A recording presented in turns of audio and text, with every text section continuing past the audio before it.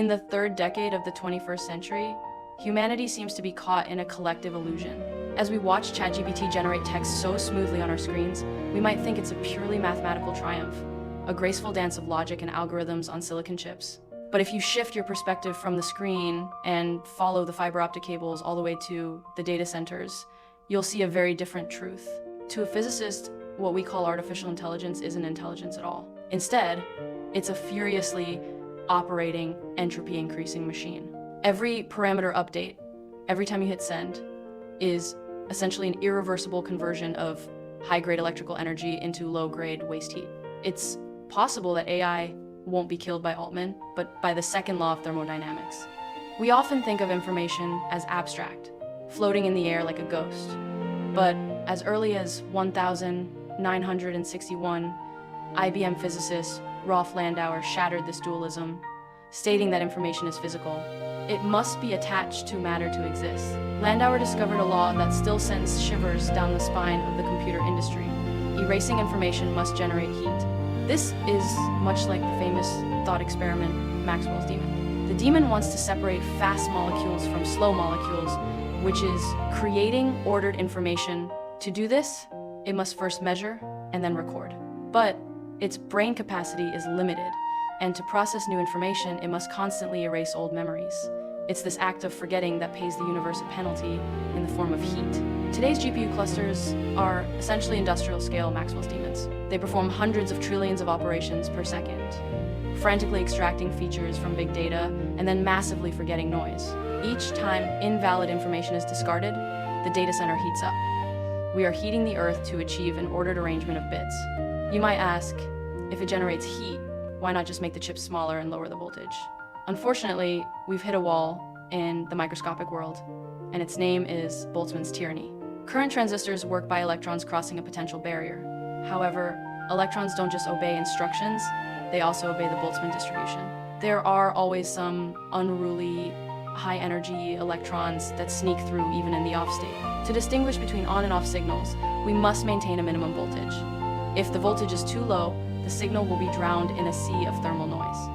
This leads to a phenomenon called dark silicon. On an advanced chip, we cannot light up all transistors simultaneously, otherwise the heat generated would instantly melt the chip.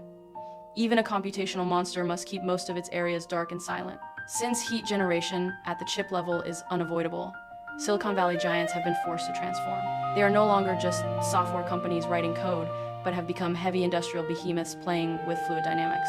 To dissipate heat, we've witnessed a nearly sci-fi gigantic aesthetic. First up, extremely cold seawater. Google bought an abandoned paper mill in Finland. They used the massive granite tunnel originally used to cool paper turbines to directly draw cold Baltic Sea water to cool their servers. Titanium alloy heat exchangers gleam with a stark light, discharging AI's waste heat into the sea. Next, deep sea capsules. Microsoft went even crazier, sinking steel capsules filled with servers to the bottom of the Scottish Sea. There's no oxygen there, no humans, just cold seawater carrying away the heat. When the capsules were retrieved, their white exteriors were covered in barnacles and sea anemones. This is a symbiosis of cutting-edge computing power and primitive marine life. And then there's boiling oil pots. On land, to squeeze every drop of computing power, engineers have started throwing chips directly into special liquids to cook them. This is called immersion liquid cooling. Watching expensive GPUs tumble in boiling liquid with bubbles rising is not just technology, but a violent aesthetic. Besides electricity, AI has another invisible bill: water. Cooling towers rely on evaporative cooling, which means a huge consumption of water resources.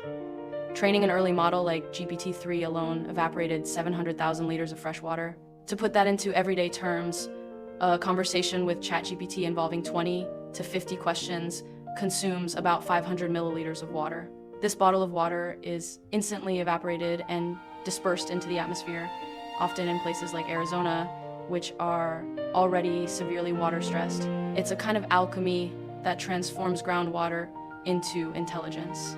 When the instability of wind and solar energy cannot meet AI's 999% operational demands, tech giants finally reveal their true intentions. They've started buying nuclear power plants. Microsoft has restarted the 3 Mile Island nuclear power plant, once synonymous with the world's nuclear nightmare. Amazon and Google, on the other hand, are betting on small modular reactors, or SMRs. Future data centers will no longer be ordinary warehouses, but parasitic structures attached to nuclear reactors. Tech companies are becoming energy lords with gigawatt-scale power.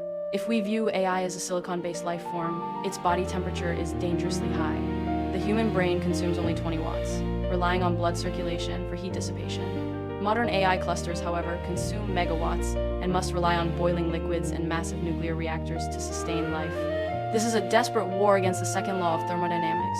The limit of computational growth isn't in mathematical logic, but in physical heat dissipation. Until quantum computing or brain-like chips completely revolutionize the existing architecture, we must accept this reality.